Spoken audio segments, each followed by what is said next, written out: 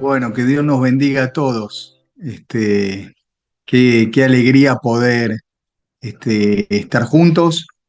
Y bueno, ahora cuando Amílcar recién nombraba a todos los grosos que estuvieron, eh, yo me replanteé la situación, digo, por ahí, digo que se me cayó internet y no aparezco, ¿no? Digo, no estaría mal eso, empezar a decir, "Oh, a hablar medio así hasta que se traba y desaparecer.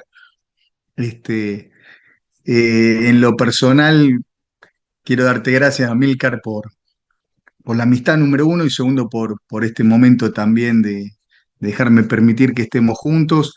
A los demás, sí, bueno, simplemente gracias y que podamos hablar un poquito de hechos, tenemos que hablar de los viajes misioneros y, y en general a mí me gusta siempre explicar, o cuando me toca, soy profesor también de la materia del libro de los Hechos en el Instituto Bíblico que tenemos en la iglesia, y me gusta siempre tratar de hacer las cuestiones que tal vez son más complejas, hablarlas de una manera más coloquial, más sencilla, este, para poder, bueno, para poder bajar a veces un poco la historia, ¿no? Porque a veces no sé si les pasa a ustedes, pero romantizamos un poco la Biblia y entonces como para nosotros son grandes héroes, el apóstol Pablo, qué sé yo, no sé, Pedro, los que aparecen, pero también recordar que en realidad en Hechos de los Apóstoles el protagonista es el Espíritu Santo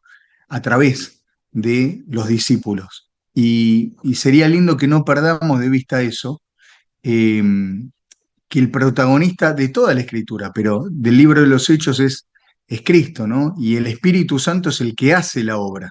Y entonces él usa hombres y mujeres como nosotros para llevar adelante esa obra, pero el protagonista siempre es él, por más que hablemos de Pablo, de Apolo o el que sea, ¿está bien? Entonces simplemente este, empezar con eso. Y sí quería empezar yéndome un poquito más atrás para dar un poquito el marco contextual, y es que en Hechos, capítulo 2 me encanta a mí porque dice, comienza diciendo cuando llegó el día de Pentecostés, ¿no? Seguramente ustedes eso ya lo vieron y yo creo que ahí empieza la iglesia a tener un movimiento más activo, cuando llega el día de Pentecostés. Entonces en el día de Pentecostés, ustedes seguramente lo recuerdan, que los discípulos están en el aposento alto, en la casa de esa mujer que era la madre de Juan Marcos, ¿no es cierto? Están ahí en ese aposento. Y a mí me impacta, y siempre me pregunté por qué no fue un día antes, por qué no fue un día después, por qué fue ese día.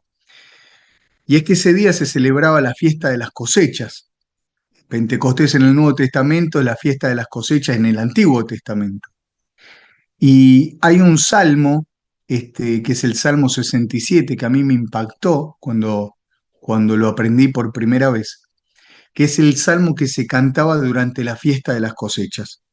Y el Salmo 67, no sé si alguien lo tiene ahí, lo puede pegar en el chat, como para que nos quede a todo el registro, para que lo podamos leer.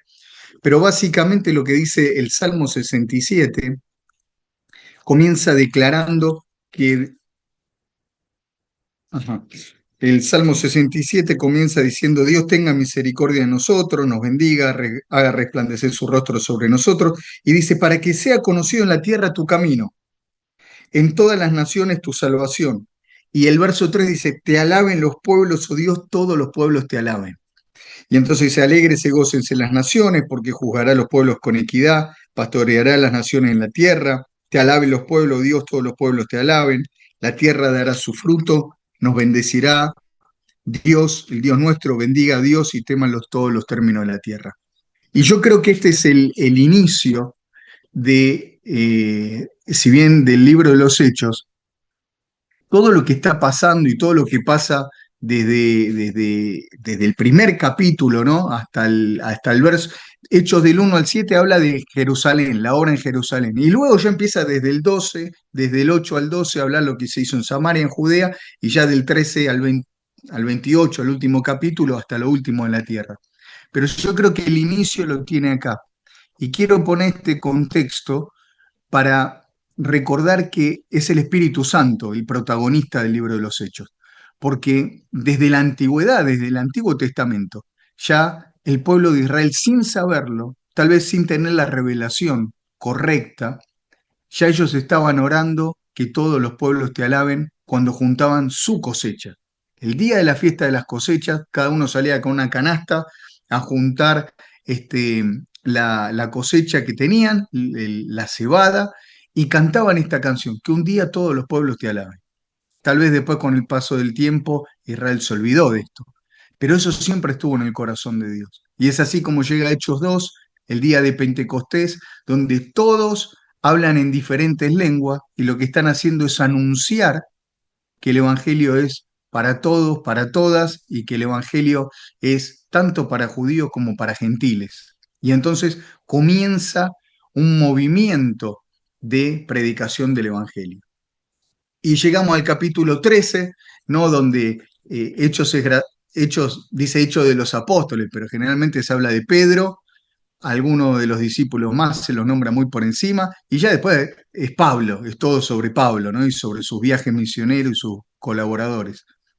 Y el primer viaje misionero, está bueno y es tal vez, no sé, uno de los favoritos, es el viaje misionero que nos cuenta la Biblia en Hechos 13 y 14, ¿no? Donde el apóstol Pablo, junto con Bernabé, o Bernabé lo lleva a lo que es a la iglesia en Antioquía, y desde ahí, me gustaría leerlo porque hay algunos principios interesantes a resaltar y que tienen mucho que ver con el trabajo que tenemos que hacer hoy. Dice Hechos 13, dice, había entonces en la iglesia que estaba en Antioquía profetas y maestros, y eso es muy importante.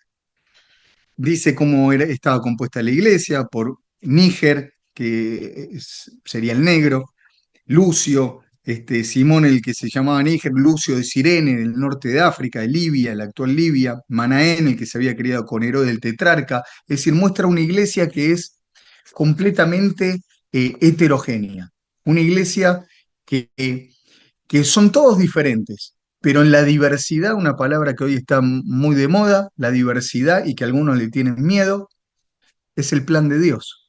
Una iglesia donde es diversa, donde tenés gente que es de la casa o se crió con Herodes el tetrarca, donde tenés alguien que es del norte de África, donde tenés diferentes personas. Y dice, verso 2, ministrando estos al Señor, ayunando y ayunando, dijo el Espíritu Santo, apártenme a Bernabé y a Saulo para la obra que los he llamado. Entonces, habiendo ayunado y orado, les impusieron las manos y los despidieron. Ellos entonces, enviados por el Espíritu Santo, descendieron a Seleucia y allí navegaron a Chipre. Y comienza lo que sería el primer viaje misionero de todos, de Pablo, que es eh, el viaje misionero. Yo tengo acá algunas notitas que me dice que es el viaje que recorren desde Chipre, van a Chipre, entran en Asia Menor y están 2 años más o menos viajando y recorren unos 2000 kilómetros a pie, a barco, ¿no? O sea, van haciendo a mula o a burrito. Y en realidad lo que más me interesa a mí de este primer viaje misionero es que es el Espíritu Santo el que dice es tiempo de de correr los límites, de llevar el evangelio más allá. Y algo que se está viviendo hoy, o que estamos viviendo hoy como movimiento misionero, es el tema de ir moviendo los límites, cada vez más correr los límites. Hace poquito nos pasó en Río Negro, nos pasó de una chica que estuvo con nosotros en la iglesia, y ella nos cuenta y nos dice, pastor, dice, yo quiero traer a la gente de mi pueblo a la iglesia y no puedo. Y ella estaba muy cargada, y le digo, bueno, ¿y cuál es la razón? Y ella dice, lo que pasa es que nos queda 150 kilómetros la iglesia. Y le digo, pero le digo, ¿cómo va a traer a toda la gente 150 kilómetros para que vengan el domingo y para que se vuelvan? Le digo, vos sos la iglesia, la respuesta de ellos allá. Y un poco hablando sobre lo que es la misión de Dios y cómo empieza el movimiento misionero, el envío, el primer viaje, empieza donde el Espíritu Santo es el que despierta los corazones de la iglesia. Y es el Espíritu Santo el que dice, apártenme a esta gente, es decir, santifíquenmela, apártela, háganla a un lado porque con ellos tengo un propósito. Hay algo que ellos tienen que cumplir, un llamado. Y entonces dice, aparten a Bernabé y a Saulo, ¿no? Para la obra que los he llamado. Y habiendo ayunado y orado, y ese es un principio que hoy tenemos que practicar, lo que es el ayuno, la oración, para tomar decisiones. Porque el primer viaje misionero tenía como gran misión extender el Evangelio, mover los límites, correr los límites. Y en realidad para nosotros hoy, 2000 años después, es sencillo decir, bueno, el Evangelio tiene que ser predicado a todos, pero en ese momento no era tan sencillo, porque rompía con los parámetros, con los paradigmas de las personas mismas que Dios estaba enviando a la misión y usando. Para ellos el Evangelio nunca, aunque en el Salmo 67 cantaban que todos los pueblos un día den gloria al Señor, para esta época ya se habían olvidado y decían, si alguien quiere, que venga. Si alguien quiere recibir el mensaje, que venga. Somos nosotros los dueños, tenemos el monopolio de la salvación y de Dios. Pero ahora Dios cambia o está cambiando la visión de la iglesia en formación y les dice, ya no tienen que esperar que venga la gente, ustedes tienen que salir y llevarles el mensaje. Y me encanta a mí esto de que lo dijo el Espíritu Santo. O sea, el Espíritu Santo está en el movimiento. El Espíritu Santo es el que está todo el tiempo eh, corriendo los límites, pero también es el que nos está impulsando. Es como si el Espíritu Santo no se quedara quieto, ¿no? Y Él quiere usar a gente para que vaya y predique. Pero ¿a quiénes usó? A los que, habiendo ayunado y orando, comenzaron a tener discernimiento. Pudieron cortar donde hay que cortar, separar perfectamente. Y entonces, dice, les impusieron las manos y los despidieron. Y hay una teología sobre la imposición de las manos, seguramente lo hayan visto en alguna otra clase o lo hayan estudiado, donde hace mucho tiempo se decía, no hay, alguna gente lo confundía, decía, no hay que orar poniéndole la mano en la cabeza a la gente, ¿no? Decían, tené cuidado. Y en realidad, la imposición de manos es para reconocer una diaconía, un servicio, un ministerio, es porque hay un testimonio detrás.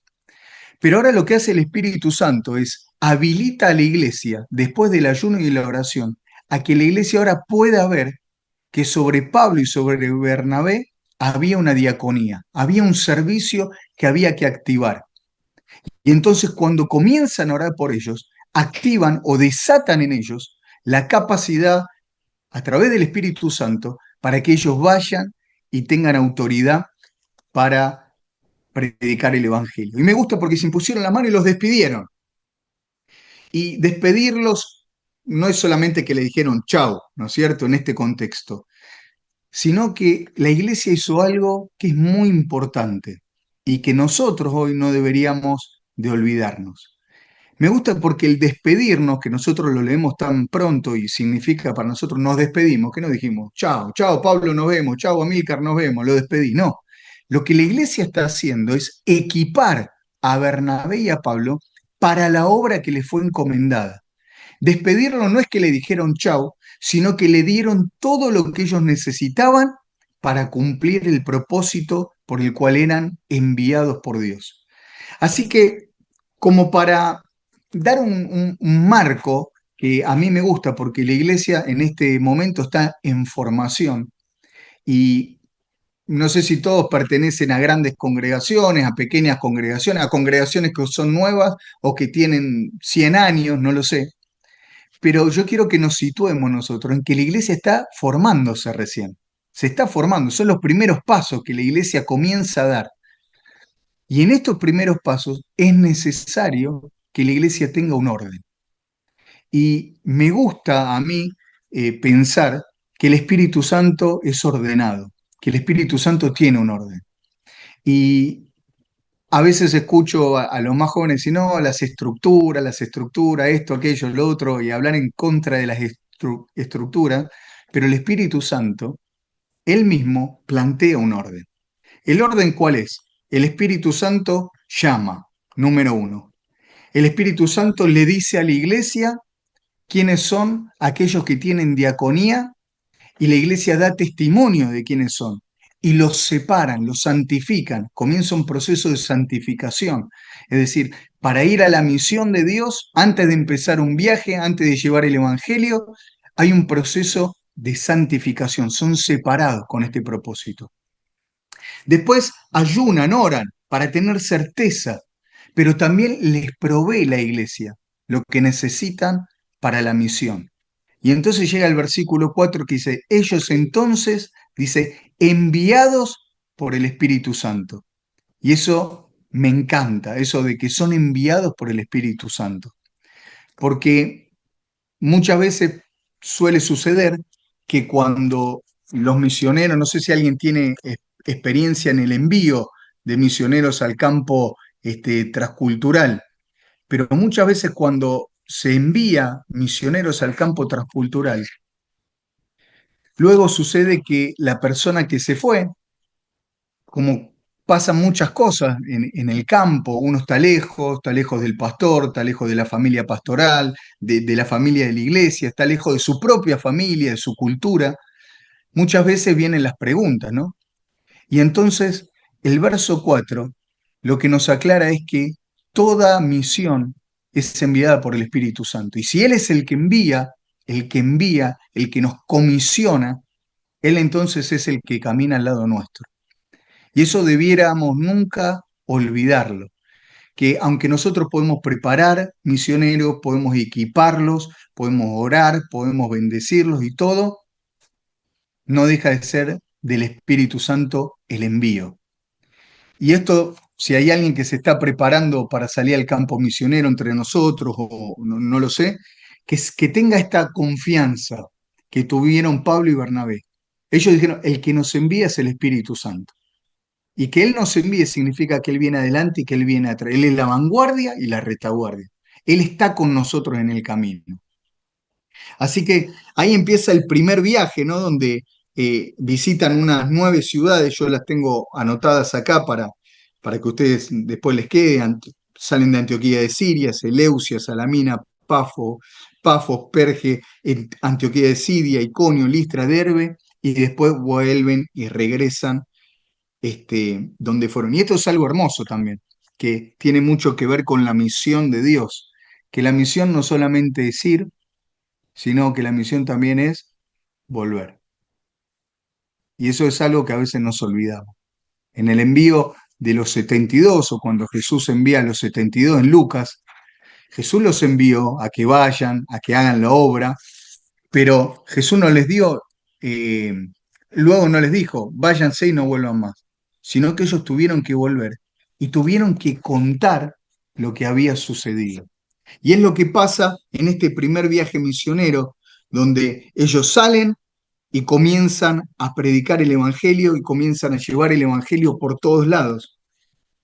Y al llevar el Evangelio por todos lados, luego tienen que volver. En este primer viaje misionero, si vemos el versículo 13, hay algo que es muy gracioso o que tiene mucho que ver tal vez con lo que pasa hoy en día. Dice, habiendo zarpado a de Pafos, Pablo y sus compañeros arribaron a Pergue de Panfilia, pero Juan Marcos, apartándose de ellos, volvió a Jerusalén.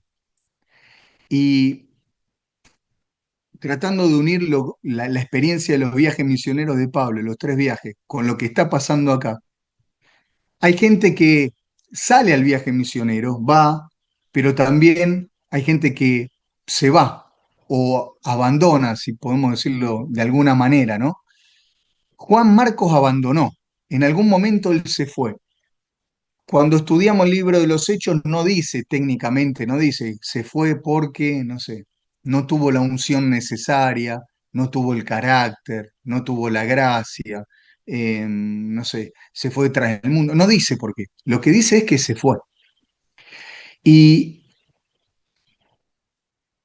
la misión muchas veces eh, toca la fibra más íntima de las emociones, porque aunque la misión es espiritual, no deja de Dios usar gente que tiene emociones, que de repente pensaba que iba a ser de una manera y después se da cuenta que fue de otra manera. Tenemos un montón de testimonios de gente que dice, yo cuando el Señor me llamó a mí que iba a ir a Afganistán, nosotros eh, aportamos hace muchos años, como unos 20 años, una familia que vivió 23, 24 años en Afganistán. Y cuando lo escuchamos al misionero, él dice, yo pensé que cuando yo bajaba del avión y pisaba Afganistán iba a haber un avivamiento y que iban a venir todos los afganos a los pies de Cristo y que iban a venir los pashtun también y que Dios iba a hacer algo extraordinario. Dice, y nada de eso sucedió. Dice, lo que sucedió fue que nos mataron a nuestra iglesia una vez que habíamos consolidado la obra de la iglesia, 12 personas. Un día llego a predicar a la casa de ese hermano y nos habían matado a todos los hermanos. Dice, y nos prendieron fuego la casa 3 veces y perdimos las cosas que teníamos. Y eso es importante para que entendamos que la misión de Dios no es romántica. Se hace con hombres de carne y hueso, con hombres que tal vez le dicen al Señor, Señor, voy a darte todo, voy a ir hasta lo último de la tierra, pero en el medio, como dijo algún político por ahí, pasan cosas, ¿no?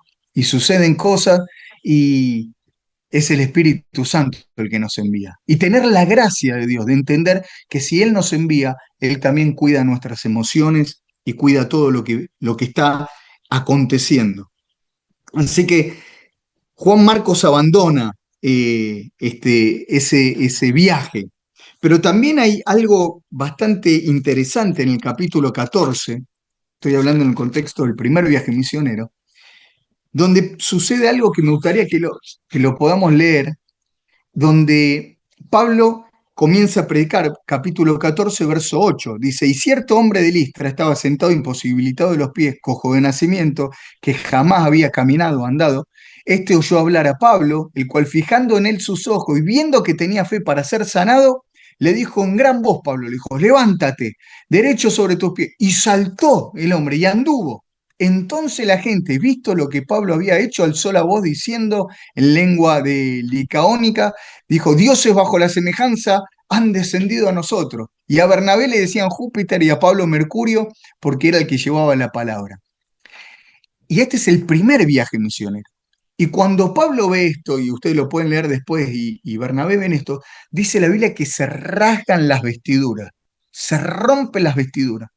Y es como que ellos dicen, no pueden ser tan eh, idólatras. ¿Cómo van a decir que nosotros somos dioses? Ustedes están locos. Toda gloria, toda alabanza, toda honra, sea para Cristo el Señor. Yo creo que eran medios pentecostales como yo, ¿no?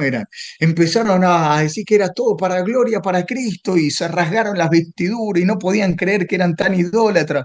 Y no por la pasión que tenían. Anote ahí, si está tomando nota, diga, este es el primer viaje misionero. Anótelo. Primer viaje misionero, se rasgan las vestiduras. ¿Cómo termina esa situación? Termina que pasaron del éxito más rotundo a que comienzan a apedrearlo. Y lo agarran a piedrazo y les pegan tantos piedrazos, lo apedrean tanto que cuando se apedreaba era para matar a la persona, que lo sacan arrastrando afuera y piensan que Pablo está muerto. Y esto va a tener una implicancia luego más adelante en un segundo viaje misionero. Pero en el primer viaje misionero, para Pablo, todo es nuevo, todos son experiencias nuevas. Entonces Pablo sale y más que tal vez pensar, lo que hace es estar reaccionando con las cuestiones que se le van dando en el camino, ¿no? Y entonces lo sacan como muerto. Y dice el verso 19, dice, y diciendo estas cosas, cuando se rompe la vestida, dice, difícilmente lograron impedir que la multitud les ofreciera sacrificio. La gente dijo, son dioses. Pero del versículo 18 al 19, miren lo que pasa. Entonces vinieron judíos de Antioquía y de Iconio y que persuadieron a la multitud y habiendo apedreado a Pablo le arrastraron fuera de la ciudad pensando que estaba muerto. O sea, el tipo pasó del pico de éxito a la profundidad más, a lo peor que le podía pasar. Lo sacaron muerto. Vos imaginate que vas a predicar recién. Amílcar decía, estuvimos allá predicando, visitamos la iglesia, tenemos que ir para Mar del Plata. Vos imaginate que va a Mar del Plata, lo reciben todos con aplauso, gloria a Dios, viene el gran siervo de Dios, Amílcar Matosian, gloria al Señor, nos va a predicar. Se predica un mensaje bárbaro, lo sacamos a caballito, ¿no? Dando la vuelta olímpica de la iglesia, gloria a Dios, qué maestro, y de repente alguien dice, pero no es tan así. Ah, bueno, vamos a pegarle, y le empiezan a pegar, lo tiran afuera. Este es el primer viaje misionero de Pablo, donde Pablo no tiene experiencia de cómo contextualizar el mensaje, de cómo conectar con gente que todavía es diferente a él. Así que lo sacan completamente muerto, pero si hay algo que aprendemos es que la oposición no invalida el crecimiento del Evangelio. Y aunque hay oposición en los viajes, desde el primer viaje misionero, aunque hay peleas, aunque hay gente que abandona, aunque hay gente que acompaña solamente por un tramo, tal vez nos prometieron estar con nosotros siempre y se bajan antes. eh, el primer viaje misionero tiene como objetivo la predicación y la plantación de la iglesia. De decir, bueno, vamos a llevar el Evangelio y a ver qué pasa. Más o menos fue así. Y ellos estuvieron predicando. Y ahí, cuando iban predicando, ahora trataban de plantar nuevas iglesias. La oposición no invalidó el envío, sino que lo que hizo fue confirmar el envío. Y eso para mí es muy importante, porque Pablo y Bernabé podrían haber regresado y haber dicho, no, viejo, la verdad que la pasamos recontra mal. Nos pegaron, nos insultaron, las multitudes no corrieron como nosotros pensábamos a los pies de Cristo. Sin embargo, eso no invalidó el envío. Ellos volvieron más convencidos que nunca que Dios estaba en el asunto. Y acá quiero meter un paréntesis, ¿no? Medio pastoral y, y afirmar también a los que están trabajando en el envío. Para enviar misioneros siempre va a haber problemas, siempre se corren riesgos, si no tenemos el dinero, si enviamos al misionero y no gana nadie, si va al campo misionero y se divorcia, si va al campo misionero y no puede cumplir el objetivo de plantar una iglesia. Pero todos los problemas que puedan surgir no tiene que parar nunca el envío, ni la preparación de nuestros siervos. No nos tiene que frenarnos, no nos tiene que limitar. Así que esto no lo pudo parar. Así que ellos vuelven y me encanta a mí porque vuelven gozosos a la iglesia. Y si uno tuviera que decir en qué iglesia se congregaba Pablo, tenemos que decir que era la iglesia de Antioquía, su iglesia, era su casa. Y esto es otra cosa que también me parece importante decirlo. Hasta el apóstol Pablo tenía una casa, una iglesia donde congregarse.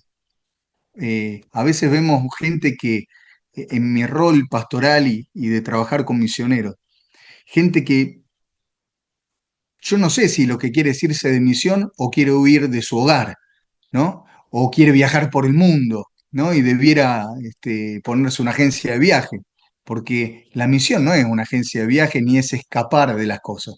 La misión es entender que el Cordero de Dios merece recibir gloria, honra y alabanza por todos los términos de la tierra, o de todos los términos de la tierra. Y nosotros predicamos porque Él es digno de ser anunciado. Así que Pablo salió así. Pero después empieza el segundo viaje misionero y ya estamos en Hechos capítulo número 16. Y en el segundo viaje misionero, Pablo, que tuvo un pequeño inconveniente en el capítulo 15, que me lo comí, pero se los quiero decir porque tengo otra visión de esto. Esta es mi perspectiva bíblica. Cada uno puede tener la suya, pero mire lo que pasó en el capítulo 15. Cuando ellos vuelven, dice más, Sila se queda con ellos, les pareció bien, y el capítulo 15, verso 36 dice, después de algunos días, Pablo le dijo a Bernabé, volvamos a visitar a los hermanos en todas las ciudades que hemos anunciado la palabra del Señor para ver cómo están. Mire qué corazón pastoral, ¿no?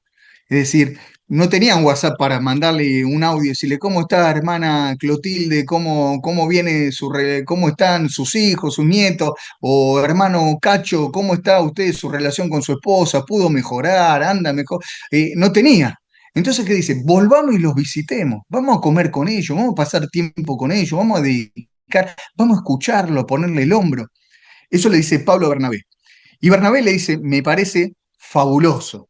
Y el verso 37 dice, y Bernabé quería llevar consigo a Juan, el que tenía por sobrenombre Marcos, pero a Pablo no le pareció bien llevar consigo al que se había apartado de ellos desde Panfilia y no había ido con ellos a la obra.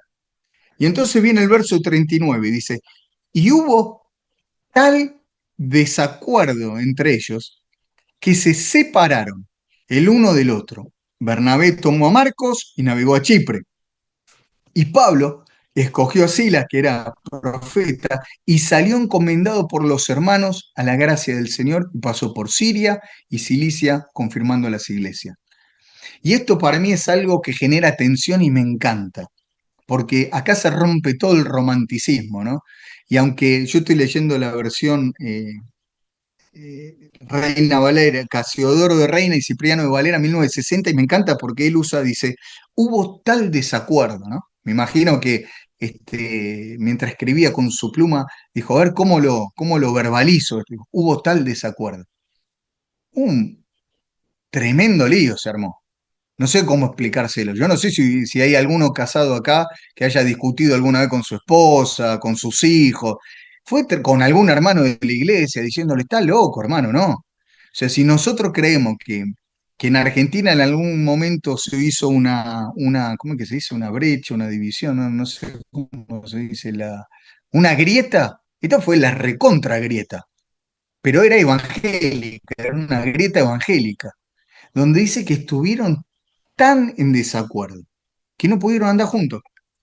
Y tal vez, aunque yo creo que Dios siempre está detrás de todo esto, yo creo también que Dios, una vez me enseñó una profesora en el ESEA, donde yo iba al colegio, eh, Betty G. Mondial se llamaba, no sé si alguien la conoce. Ella nos enseñó que Dios puede cambiar nuestros mayores fracasos en éxitos.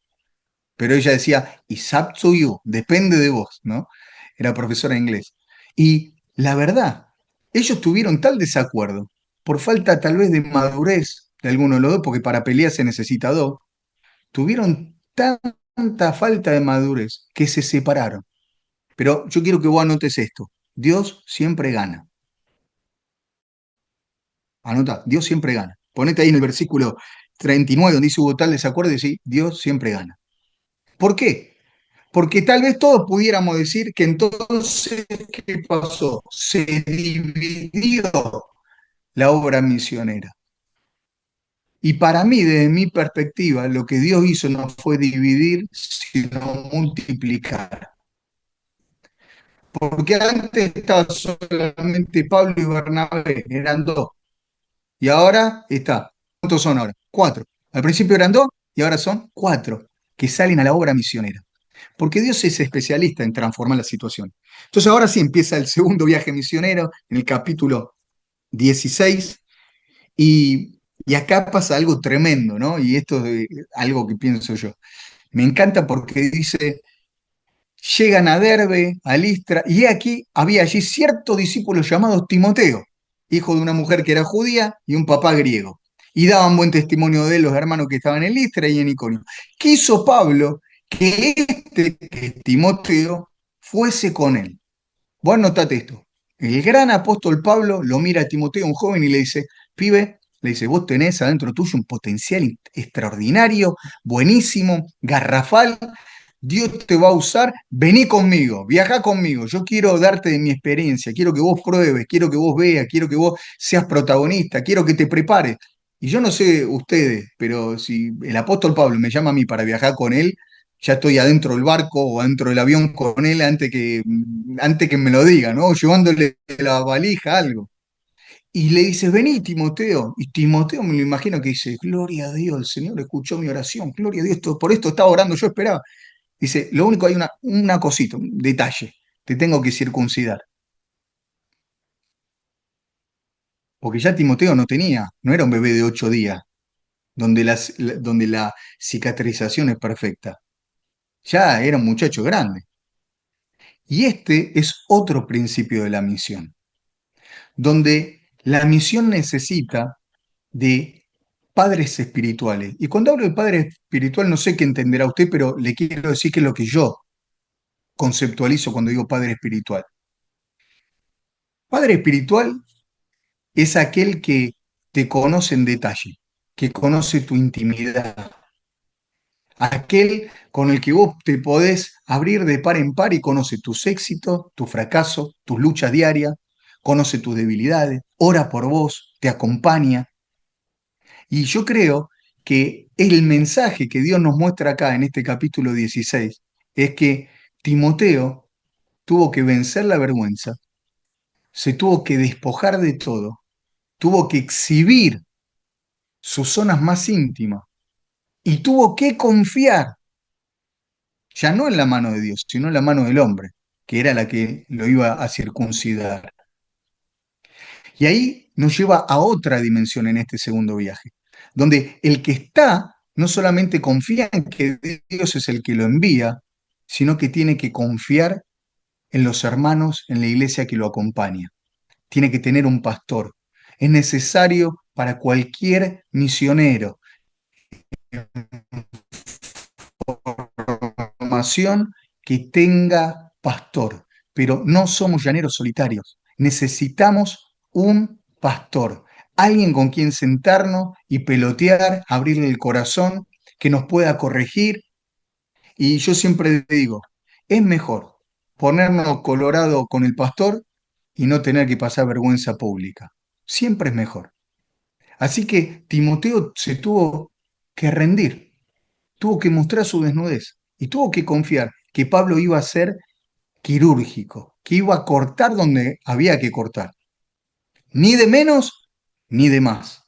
De menos puede ocasionar algún problema, alguna infección. De más puede dejarlo sin multiplicación futura. ¿Y qué necesario es esto? Poder entender que todos nos necesitamos a todos en la iglesia. Todos nos necesitamos, todos. Todos nos necesitamos a todos. Y lo que hizo Timoteo fue un acto de humillación. Fue un acto de decir, yo estoy dispuesto a asumir el costo que lleva servir a Dios. Así que se desnudó, por decirlo de alguna manera, delante de Pablo, y Pablo lo circuncidó. Y ahora para mí empieza otra cosa más también importante, y es que se suma Timoteo, un joven, que ahora asumió el costo de acompañarlo a Pablo, se circuncidó, lo dio todo, fue para adelante, dijo, hágase tu voluntad, Señor, papá, yo pago el costo, y miren lo que pasa, porque esto está bueno que lo enseñemos en nuestras iglesias también. Dice, al pasar por la ciudad les entregaba ordenanza, y verso 6 dice, y atravesando Frigia y la provincia de Galacia, le fue prohibido por el Espíritu Santo hablar la palabra en Asia. Y cuando llegaron a Misia, intentaron ir a Bitinia, pero el Espíritu Santo no se los permitió. Y ahora quiero que me miren todos un segundo. Todo que me miren. Vos pensá esto. Timoteo se dejó circuncidar. O sea, mostró su vergüenza, se dejó circuncidar, se tuvo que recuperar de semejante dolor, asumió el costo tremendo de acompañarlo al apóstol Pablo para ver cómo él predicaba, para aprender todo, y cuando llegan a Galacia, el Espíritu Santo dice, sí, pero acá no predican. ¿Te podés imaginar vos la decepción de Timoteo? Decís, pero yo si hubiese sido Timoteo, lo llamo a Pablo y le digo, no, escuchame, hermano, con lo que me costó a mí acompañarte a vos, llegamos hasta acá el viaje y vos me decís que acá no vamos a predicar. Y entonces, ¿para qué hice semejante sacrificio? ¿Para qué hice semejante, para qué asumí semejante costo? Bueno, vamos más adelante y el Espíritu Santo dice acá tampoco. Y eso a mí me habla de que quien sale al campo misionero tiene que tener madurez. A veces creemos nosotros, o como iglesia, o el que envía, creemos que porque enviamos, creemos que porque vamos, o somos de los que envían, entonces todas las cosas se van a dar como pensamos. Y parte de la madurez es entender que el que gobierna es Dios. Por más que yo haya asumido un costo grande, haya dejado mi familia, haya dejado mi trabajo, me haya circuncidado, haya mostrado mis vergüenzas y ahora estoy listo, así todo es posible que Dios me diga, acá no, ahora no. Y tengo que entender que el dueño de la misión es Él. y que cuando salimos en misión, el primer campo misionero en el que Dios trabaja es nuestro corazón. Es el corazón del que sale a la misión y trabaja en el corazón de aquellos que despiden a los hermanos rumbo a la misión. Así que en este segundo viaje misionero, que para mí es tremendo lo que le pasó a Timoteo, dice que más o menos se tardó 3 años y recorrieron entre 4.000 y 5.000 kilómetros. Ellos ya querían hacer una visita pastoral y querían ya en este viaje misionero consolidar, no solamente predicar, sino consolidar y confirmar a los discípulos en en esta nueva expansión de lo que estaban realizando, llevando el Evangelio hacia adelante y más allá de las fronteras. 15 ciudades aproximadamente son las que pudieron visitar.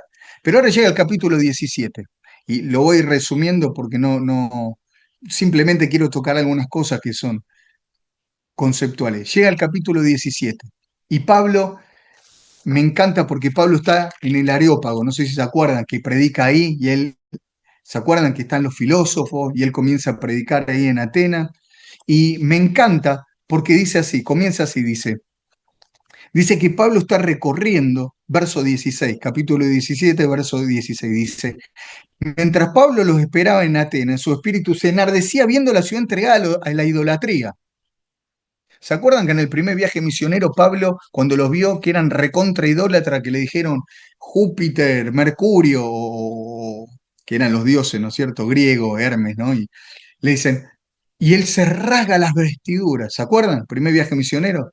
En el segundo viaje misionero Pablo aprendió y dijo, si me rasgo la vestidura acá, me van a volver a golpear y la verdad es que no, paso, esta vez paso. Ya fue con experiencia. Y cuando ve que son idólatras también, en lugar de rasgarse las vestiduras y decir, ¿cómo pueden ser tan idólatras? Exalten a Cristo solamente. Ahora él aprendió a hablar la lengua de la gente a la que le predica. Y eso es algo muy importante que tenemos que aprender nosotros en la misión de Dios. Los pastores tenemos que hablar la lengua de los misioneros y los misioneros tienen que hablar la lengua de los pastores. Tiene que haber una unión. Pablo lo que hizo fue aprendió y les habló al corazón a los atenienses. Cuando le ardía el corazón, Reina Valera dice que se enardecía, pero en la versión original, una de las acepciones de la palabra que utiliza es que sentía como una puñalada. Es decir, no es que estaba enojado, sino que sentía dolor ahora por la idolatría. Pero ¿qué hizo? Cambió la perspectiva. Y dijo, Señor, ¿qué puedo hacer viendo tanta idolatría? Y yo me imagino que el Espíritu Santo le dijo, acordate de lo que dijo Jesús, que el que pide, recibe, que el que busca, encuentra, y que al que llama se le abre. Y entonces Pablo dijo, pero si son idólatras es porque te están buscando, Señor. Te están buscando mal, pero te están buscando. Ellos de alguna manera te están buscando. Y entonces Pablo comienza a caminar y comienza a decirles, a hablarles en su propia lengua. Y me gusta a mí porque Pablo ya en este segundo viaje contextualiza el mensaje. Y entonces les habla de Epiménides, ¿no? Que es es el poeta griego que dijo, en él existimos y en él somos, ¿no? Árato, que decía, en él linaje suyo somos, utiliza la lengua de ellos mismos y a sus propios poetas para presentarles el Evangelio. Por eso es que le dice, ustedes, yo he visto que ustedes tienen una estatua, el Dios no conocido, una inscripción. Bueno, a ese le vengo a presentar. Y los oídos de todos se captaron. Y acá tenemos que entender algo, que todos estamos en misión. Recién Amílcar decía, él estudió ciencias del trabajo. Bueno, él habla el idioma de la gente que está en las empresas en recursos humanos. Él sabe cómo, él hablando la misma lengua, les puede llevar a Cristo. Lo tenemos a Pablo y a Juli, decía recién, que son médicos. Ellos saben cómo hablar el idioma de los médicos. También saben cómo hablar el idioma del paciente. ¿Para qué? Para presentarle a Cristo. Yo soy máster en administración de empresas. Sé cómo hablarle a un empresario que asesoro para que entienda cuánto Jesús lo ama. Y es lo que hace Pablo, contextualiza el mensaje. Es como si fuera que nos visita a nosotros y nos diga, y vea que en la iglesia se están peleando algunos hermanos y le diga a él, ya lo dijo José, lo escribió José Hernández en el Martín Fierro, ¿no? Si sean los hermanos unidos, ¿no? Y que le diga, ¿no? Sean los hermanos unidos a la ley primera, y a partir de eso dice, porque el amor de Cristo tiene que vivir en cada uno de ustedes. Y les presenta a Cristo. Así que la contextualización del mensaje es muy importante para que el mensaje sea recibido. Y voy a decirles rápido esto rápido. Si ustedes lo pudieran conseguir, Ralph Winter escribió sobre lo que él hizo fue dividir la historia de la humanidad en 10 etapas, ¿no? De 400 años cada una. Pero en la segunda etapa, los últimos del 0 al 2000, del año 0 al 2000, él cuenta de cómo el Evangelio siempre encontró fronteras por no estar contextualizado. Entonces, por ejemplo, utilizando solamente del año 0 al 476, que es la caída del Imperio Romano, cuando el Imperio Romano acepta que el cristianismo es religión oficial, y todos tal vez dicen gloria a Dios y muchos buscan eso, ¿no? Estar en el poder, en la política, para que entonces... Pero pasó algo. El Evangelio quedó, porque los bárbaros que estaban del otro lado decían, no, no es para nosotros el Evangelio, es una lengua extranjera, es la lengua de ese imperio. Pero cuando nosotros entendemos que podemos contextualizar el mensaje y hacerlo propio a los demás, el Evangelio corre a toda velocidad. Pasó eso, se me viene ahora a la mente, pasó en Japón.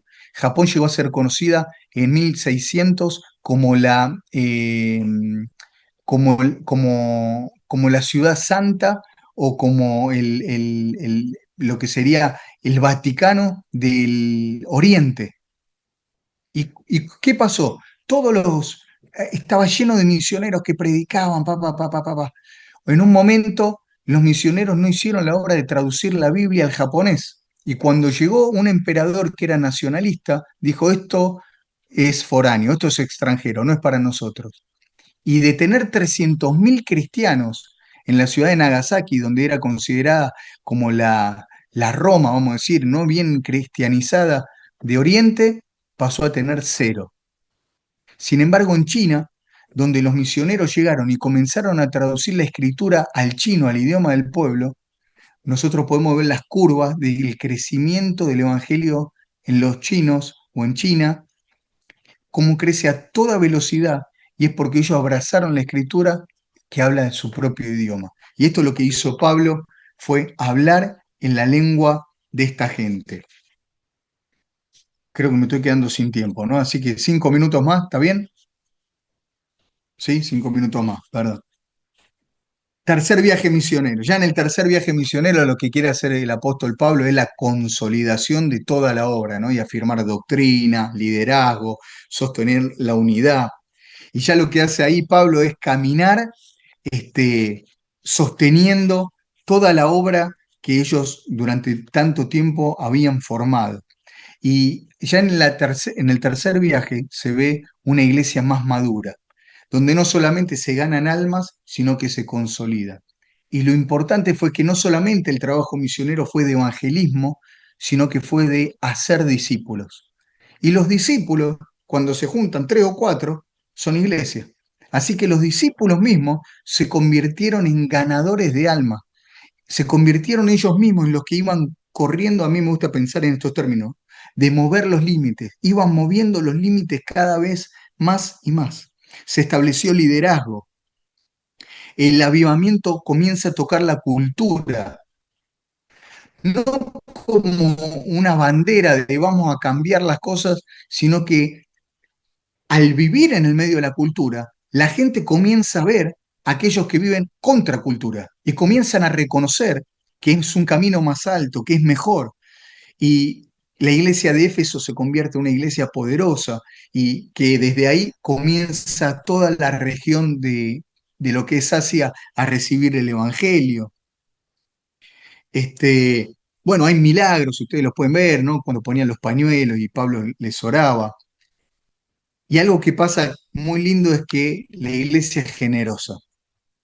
Y esto mm, para mí es algo muy lindo de este tercer viaje, donde las iglesias locales interceden por las iglesias que están afuera.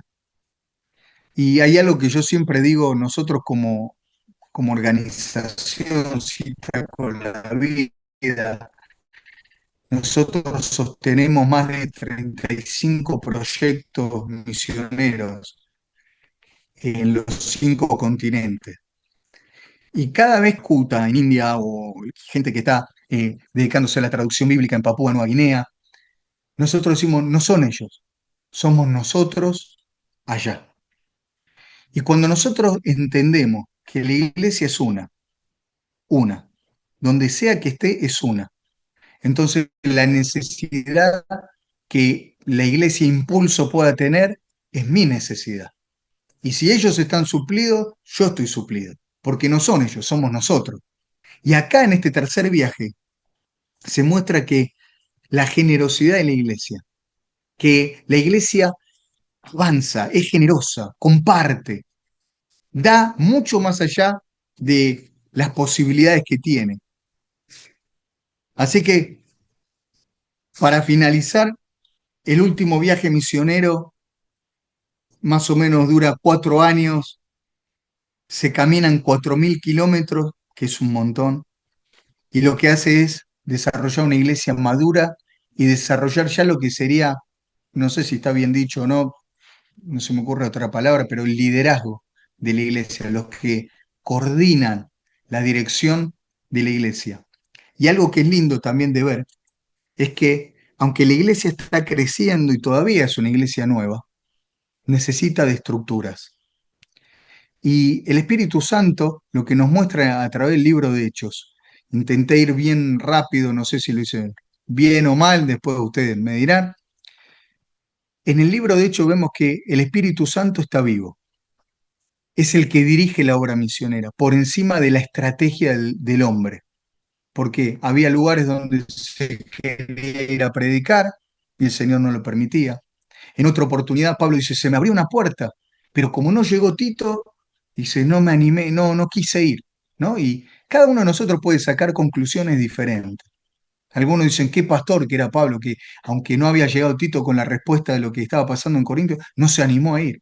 Y hay otros que dicen, otra perspectiva que dice, qué mal, Dios le abrió una puerta y Pablo, por tener alguna ligadura almática o sentimental con un consiervo, no se animó a ir por más. Pero lo que estoy seguro yo es que el Espíritu Santo nos muestra que la estructura es necesaria, que el orden, que es la estructura, es necesaria. Por eso es que se establecieron diáconos, se establecieron ancianos, se estableció un orden en la iglesia. Pablo luego le escribiría a las diferentes iglesias a que cuando desarrollen su comunión sea en orden.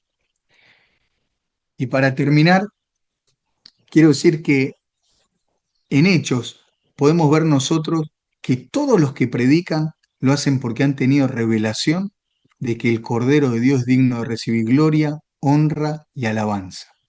Y todos los viajes misioneros que se hacen, todas las iglesias por donde se pasa, todos los administradores nuevos que se suman a la obra del Señor, todos entienden lo mismo, que no lo hacen porque lo tienen que hacer, no lo hacen porque aman a la gente, lo hacen porque aman al Señor y ellos entienden que el motor de la obra misionera es el Espíritu Santo. Y ellos entendieron algo también, que la iglesia de Dios, la única iglesia que existe, es misional, es decir, está en misión porque Dios está en misión. Luego lo llamaríamos missio Dei, ¿no? La misión de Dios. Dios está en misión. Y cada uno de nosotros está en misión. Y yo te animo a que cuando vos estudies la semana que viene Hechos y lo vuelvas a releer y cuando tomes notas, que vos digas, yo soy misionero, tengo un campo misionero. Mi campo misionero es la medicina. Mi campo misionero es el hospital donde está la gente necesitando escuchar a Jesús. Mi campo misionero es una multinacional donde hay que tomar decisiones. Mi campo misionero es el almacén del vecino, mi barrio. Y eso es lo que nos enseña el libro de los Hechos, porque los viajes misioneros son extraordinarios. Ahora vimos los viajes misioneros de Pablo, pero podríamos hablar de los viajes misioneros de los mozos, ¿no? Del capítulo 6, gente que solamente les cebaba mate a los demás, a los apóstoles, pero Dios los usó para hacer avivamientos en Samaria, para seguir de camino hasta el norte y plantar iglesias como lo hizo, por ejemplo, Felipe, el evangelista. Así que yo te quiero, de alguna manera, motivar a que vos te sientas un misionero donde vos estás y que sepas que sos parte de la iglesia y que es Dios el que envía, pero que tenemos que tener una iglesia local donde rendir cuentas. Y ahora sí termino con esto, porque estoy como Mirta Legrand, me voy y sigo hablando. Este, para que para que la misión se cumpla, tenemos que ser uno, tenemos que entender que todos nos necesitamos a todos, que nos necesitamos, realmente nos necesitamos. Necesitamos escuchar lo que el otro tiene para decir. Necesitamos tener pastores que puedan llegar a la profundidad, con quien abrir el corazón, rendir cuentas. Yo siempre le digo a la congregación que plantamos, digo, yo tengo mi pastor, y mi pastor me tira de la oreja cuando me tiene que tirar de la oreja, cuando me tengo que poner colorado me pongo colorado, cuando me enojo, pero no hay cosa más linda que rendir cuentas, que tener un pastor, que tener una iglesia local, que saber que uno va y también vuelve y rinde cuenta. Así que todo lo que hacemos es para el Señor y lo tenemos que hacer en amor para Él. Y Pablo termina ahora, no lo voy a leer ahora, pero más adelante termina él diciendo esto que me encanta, ¿no? Que él comienza su ministerio diciendo que él es el más pequeño de los apóstoles, ¿no? Cuando él empieza a caminar y a tener un poco de vida ministerial, soy el menor de los apóstoles. Pero pasan los años y va madurando un poco y entonces él dice, soy el menor de los santos, ¿no? Pero cuando termina su carrera, más o menos en el año 67 después de Cristo, las últimas tres cartas que él escribe es primera de Timoteo, Tito y segunda carta a Timoteo, ¿no? Y después el martirio. Pero él termina diciendo así, él dice, yo soy el más grande de los pecadores. O sea que su vida, en lugar de hacer así como todos pensamos, ¿no? Y siempre para arriba, su vida hizo así. Él menguó para que Cristo sea visto y que entendamos que la misión de Dios es que Cristo sea visto. El Cordero es digno de recibir gloria, honra y alabanza de todos los términos de la tierra. Así que por Él lo hacemos. Espero poder haber sintetizado algo. No sé si lo hice en la forma correcta y si no, bueno, le pido disculpas. Johnny, no, por favor, muchas gracias. Mientras esperamos a ver si están alguna pregunta por ahí que haya quedado. Primero agradecerte por este tiempo, por todo lo que nos manifestaste. Y yo rescato, cuando vos empezaste, dijiste, a mí me gusta cuando hablo de hechos y de las cosas en general, porque ya te he escuchado en otros contextos, bajar a la realidad y al día a día las enseñanzas, ¿no? Y yo creo que esto es fundamental. Creo que es fundamental que estas lecturas que hacemos de la Biblia, que a veces por la redacción o por el contexto o por lo que sea, nos parecen como homéricas, como escritas, ¿viste? Como en los cielos, y eran cosas que le pasaban a los tipos de todos los días y a las mujeres de todos los días alrededor nuestro. Y qué valor que cobra cuando se explica y se aprende de esta manera. Así que gracias por haberte tomado este tiempo. Antes de pedirte que Muchas gracias a ores, usted. no, por favor, antes de pedirte que ores y contarles sobre cómo va a ser este año, quiero leer alguna pregunta que está por acá dando vuelta en el chat. Dice, hablaste de madurez y tener una casa de fe donde volver y tener un padre espiritual, que hablaste de las características del apóstol. ¿Qué otro requisito podría mencionar para salir a la misión transcultural hoy? O sea, además de tener tu propia iglesia, tu propia casa y de tener una persona a la cual rendir cuentas, entiendo yo que es el concepto, ¿no? Y otra cosa, bueno, lo dijo Amílcar cuando arrancó. y no es algo menor. La preparación de un contexto, yo soy bisnieto, ¿no? De cristiano, y hace muchos años atrás la gente decía, bueno, vos dale para adelante, con la pasión solo alcanza, ¿no? Y yo me lo pongo en estos términos. Vos imaginate que, fuese, bueno, Pablo, vos dijo, Amílcar, vos sos médico, ¿no? ¿Sos médico, sí? Eh, Sos médico.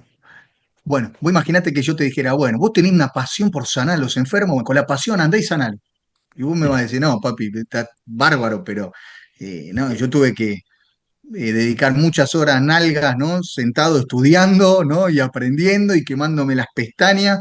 ¿Por qué? Porque para aprenderme los nombres difíciles, los nombres, ¿no? El ciclopentano, peridrofelantreno, qué sé yo, no sé, todas esas cosas que hablan ustedes que es tan difícil, ¿no? Estuviste aprendiendo ¿Cómo? ¿Cómo dijiste?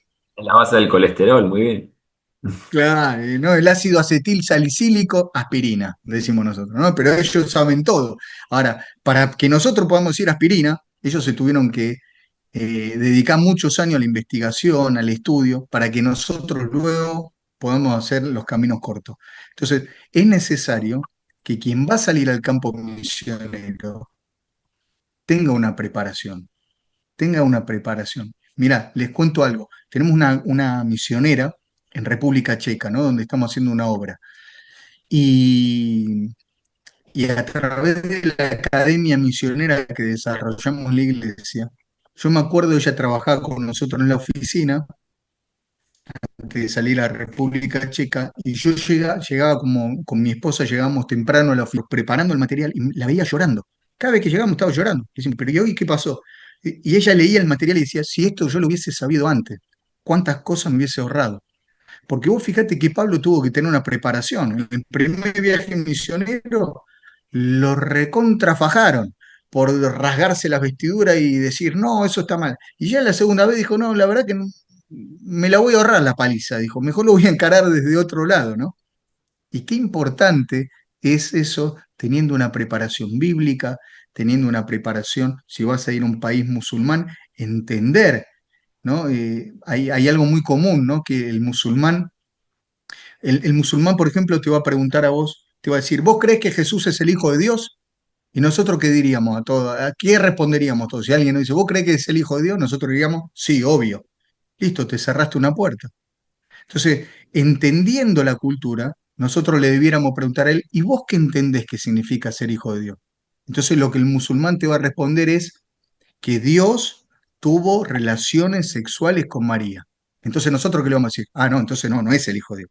Si vos entendés que eso es ser hijo de Dios, eso no es, ¿no? Entonces, entender que no son, por ejemplo, cuando vamos al contexto musulmán, te dice, vos sos cristiano. Tengo un amigo que lo quisieron matar.